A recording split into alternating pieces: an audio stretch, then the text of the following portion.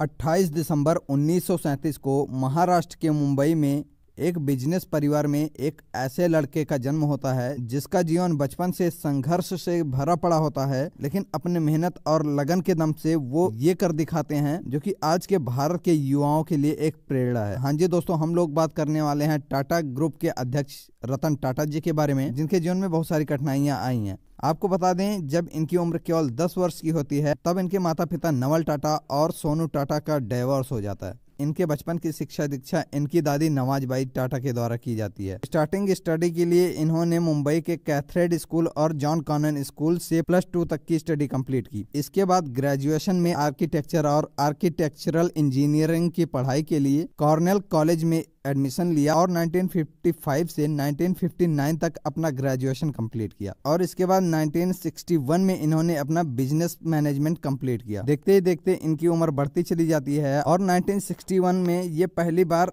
अपने करियर का पहला कदम उठाते हैं और 1961 में जमशेदपुर में टाटा स्टील में अपनी पहली ब्लू कॉलर जॉब ज्वाइन करते हैं, जहां पर इन्हें भट्टियों तक में भी काम करना पड़ता है। इसके अलावा स्टोर जॉब्स भी संभालना पड़ता है, लेकिन ये अपने काम को पूरे लगन के साथ करते हैं और इसमें सफलता हासिल करते हैं। 1971 में इन्हें नेल्को कंपनी का अध्यक्ष नियुक्त किया जाता है। आपको बता दें, ये कंपनी एक संकटग्रस्त कंपनी होती है, यानी कि डूबने की कगार पे होती है, लेकिन इनकी अध्यक्षता के कारण इस कंपनी में सुधार देखने को मिलता है और ये कंपनी फिर से रफ्तार पकड़ लेती है। हालांकि इसके बाद इनको 1977 में एम्प्रेस मिल्स का प्रभारी बनाया जाता है, जो कि ठीक ठाक कंपनी होती है, लेकिन पैसे के निवेश के कमी के कारण ये कंपनी बंद हो जाती है और वर्ष 1981 में इन्हें टाटा इंडस्ट्रीज में वरिष्ठ प्रबंधक की भूमिका मिल जाती है, जिसका ये खास तरीके से निर्वहन करते हैं और इनके कार्य से प्रभावित होकर वर्ष 1991 में JRD टाटा के स्थान पर इनको टाटा ग्रुप का अध्यक्ष नियुक्त किया जाता है और धीरे धीरे इनके सिर पर टाटा ग्रुप की रिस्पॉन्सिबिलिटीज बढ़ने लगती हैं। टाटा ग्रुप की 100 से ज्यादा कंपनियां होती हैं जो कि इधर उधर बिखरी हुई होती हैं, जो कि इनके दिमाग को डाइवर्ट करती रहती हैं।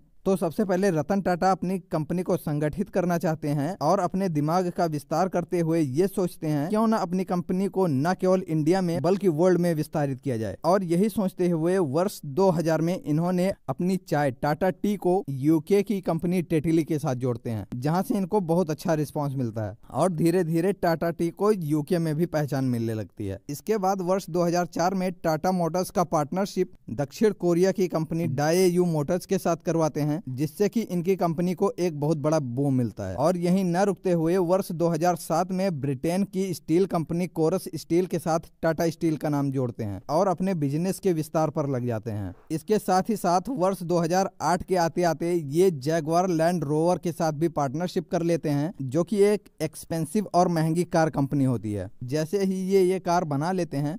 तो इनके दिमाग में ये ख्याल आता है कि हमने इतनी महंगी कार तो बना दी है, लेकिन इसमें रईस लोग ही चल सकते हैं। और तभी इनके दिमाग में ये ख्याल आता है कि क्यों ना हम एक ऐसी कार बनाएं जो कि हमारे लिए भी प्रॉफिटेबल हो और साथ ही साथ मिडिल क्लास लोगों के लिए भी किफायती हो, जिससे कि वो भी कार खरीद पाएं और लग्जरी लाइफ जी पाएं, जिससे न केवल इनके कंपनी को फायदा होता बल्कि मिडिल क्लास लोगों को भी फायदा होता। और अपने इस सपने को ये 2008 में ही कंप्लीट कर लेते हैं और दुनिया के सामने एक किफायती कार लाकर खड़ी कर देते हैं, जिसको नाम देते हैं टाटा नैनो। और इसके साथ ही इनके सारे बिजनेसेस को टाटा ब्रांड के अंतर्गत लाया जाता है, जिससे कि इनके कंपनी को एक नई पहचान मिलती है। हालांकि वर्ष 2012 में ये टाटा ग्रुप के अध्यक्ष पद से हट जाते हैं और इनके स्थान पर साइरस मिस्त्री को अध्यक्ष बनाया जाता है। अध्यक्ष के पद से हटने के बाद इनका झुकाव सामाजिक कल्याण की तरफ बढ़ जाता है और ये परोपकार की दुनिया में कदम रख देते हैं। और अभी तक इन्होंने जितना पैसा बनाया हुआ होता है उन पैसों से स्कूल, अनाथालय और ऐसे बहुत सारे परोपकारी स्थल खुलवाते हैं और गरीबों का कल्याण करते हैं। इसके साथ ही वे अपने और पैसे को जानी मानी कंपनियों जैसे कि स्नैपडील, ओला,